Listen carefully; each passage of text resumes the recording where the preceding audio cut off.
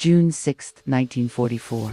A date etched into the collective memory of the Western world is the day the long march toward freedom truly began.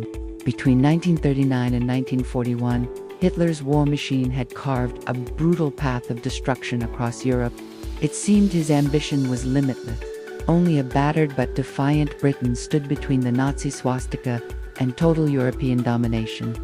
Yet, within just 3 years, an unprecedented alliance of nations, Britain, Canada, the United States, and others, amalgamated into a single colossal force. And in one swift, coordinated strike, they drove a dagger into the heart of Hitler's empire.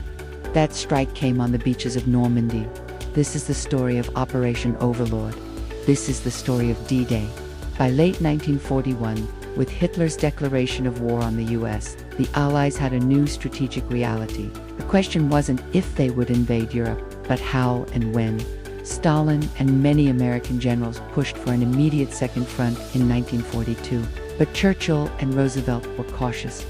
British forces were still locked in North Africa, and a direct assault on France without proper preparation was a recipe for disaster. To Stalin's dismay, the main invasion was postponed, but Churchill needed to show commitment. In August 1942, he authorized a large-scale raid on the French port of Dieppe, primarily carried out by Canadian troops. Operation Jubilee was a catastrophe. Within hours, over 1,000 Allied soldiers were killed and thousands more captured. It was a bloody, sobering lesson in the sheer difficulty of storming Fortress Europe. The disaster at Dieppe forced a strategic pivot. Instead of a direct assault on France, the Allies invaded North Africa and then Italy, what Churchill called Europe's soft underbelly. It was tough fighting, but it bled German resources and bought the Allies critical time to prepare for the main event. By late 1943, planning for the invasion of Western Europe, now codenamed Operation Overlord, was in full swing. The answer was an American, General Dwight D. Eisenhower. While he lacked the combat experience of generals like Montgomery or Patton, Eisenhower possessed a crucial skill. He was a master at unifying different nationalities and massive egos into a single, focused fighting force. The second question, where? The logical choice was the Pas-de-Calais, the closest point to England. But the Germans knew this too. They had fortified it with their best troops and equipment. Hitting Calais would be a bloodbath. The alternative, recommended after months of study, was Normandy. It was less defended, had suitable beaches, and was within range of Allied air cover.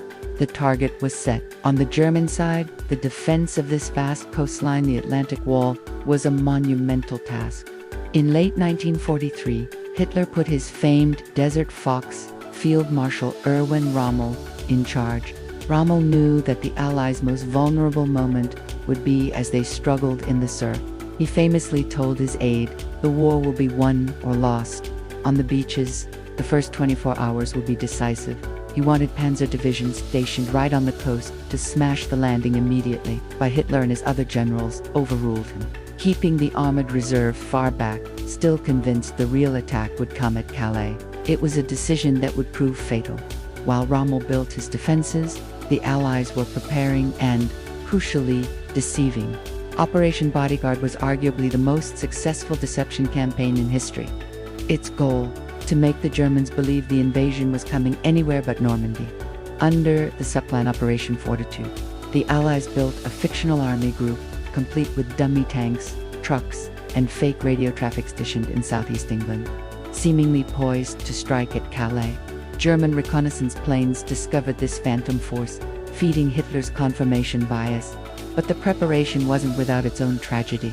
In April 1944, a full-scale rehearsal called Operation Tiger turned into a nightmare. While practicing on a beach in Devon, a convoy of American landing ships was attacked by real German I-boats. Over 700 American servicemen were killed. It was a horrific echo of Dieppe, a stark reminder of the cost if things went wrong. The disaster was hushed up for fear it would leak the invasion plans, but the lessons learned were vital. Simultaneously, Allied reconnaissance was in overdrive. Daring pilots flew low-level missions over Normandy in unarmed Spitfires to photograph every bunker and gun. The French resistance risked their lives to report on troop movements. Even holiday photos from the British public, showing pre-war French coastlines were collected and analyzed. By June 1944, the greatest armada in history was assembled in southern England. The initial date, June 5th, was scrubbed due to terrible weather, but Eisenhower's chief meteorologist, Group Captain James Stagg, predicted a narrow window of improvement on the 6th. With the fate of the free world in the balance, Eisenhower gave the order, "We will go." On the night of June 5th, the airborne phase began. Over 800 C-47 Dakota aircraft, towing gliders and carrying paratroopers, crossed the channel. Their mission was to secure the flanks of the invasion beaches, capture key bridges, and destroy gun batteries. The American 82nd and 101st Airborne was scattered across the Cotentin Peninsula, often miles from their drop zones. In the chaos, small groups of men fought desperately to complete their objectives. British glider troops executed a daring landing to capture the Pegasus Bridge, a vital link over the Kun Canal. Just after midnight, the largest amphibious invasion in history, Operation Neptune, was underway. Over 5,000 ships, battleships, destroyers, landing craft converged on the Norman coast. As dawn broke on June 6th, the naval bombardment began. The men crammed into landing craft, cold, scared, and seasick, could only wait. Ahead of them lay 5 beachheads, each with its own code name: Utah, Omaha, Gold, Juno, and Sword. The experience on each beach was vastly different. At Utah, the westernmost beach, the landings went relatively well. The current pushed the troops a mile south of their intended target, but it actually placed them in a less defended area. By the end of the day, 20,000 men and 1,700 vehicles had come ashore. Among them was Brigadier General Theodore Roosevelt Jr., who, at age 56, landed with the first wave, calmly walking the beach with a cane, rallying his men. But at Omaha Beach, the story was horrifically different. The pre-invasion bombing had missed its targets, the German defenses were intact, manned by a tough, experienced division.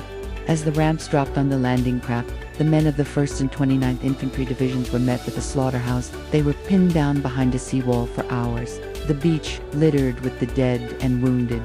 Destroyers had to sail dangerously close to the shore to fire point-blank at the German pillboxes. Slowly, in small groups, the American soldiers began to scale the bluffs. By nightfall, they had secured a tenuous foothold, but at a terrible cost. At Gold and Sword beaches, the British and French commandos faced fierce resistance but managed to push inland, though they failed to link up with the Canadians at Juno, as planned. It was at Juno where the Canadians faced their own hell, losing 1 in every 3 landing craft to mines. By the end of the day, they had pushed farther inland than any other Allied force. As dusk fell on June 6th, the fate of the invasion hung in the balance. The Allies were ashore, but they had not achieved all their ambitious D-Day objectives. Crucially, the German High Command remained paralyzed by confusion and Hitler's stubborn belief that Normandy was a feint.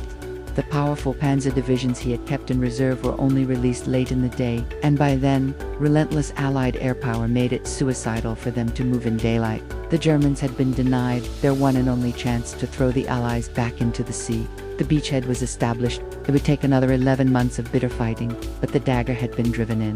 The liberation of Europe had begun. We often remember D-Day as a glorious victory, a triumph of the greatest generation.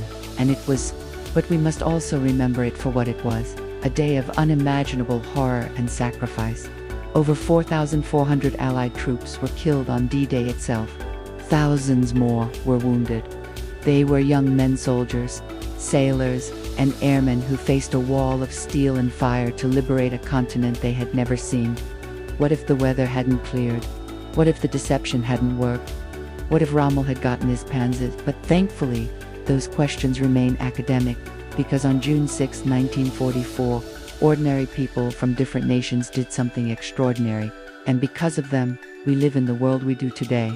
Thank you for watching this deep dive on Rana, Asif.